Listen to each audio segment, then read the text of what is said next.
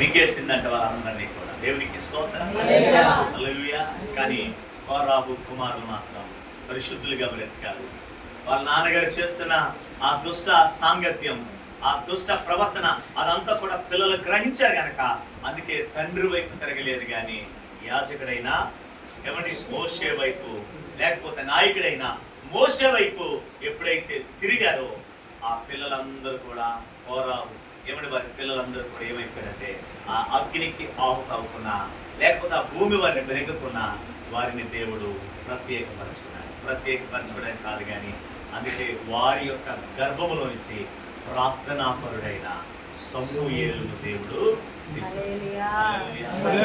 తండ్రి సరైన విధానంలో లేకపోయినా పిల్లలు మాత్రం దేవుని కొరకు చక్కగా బ్రతికారు.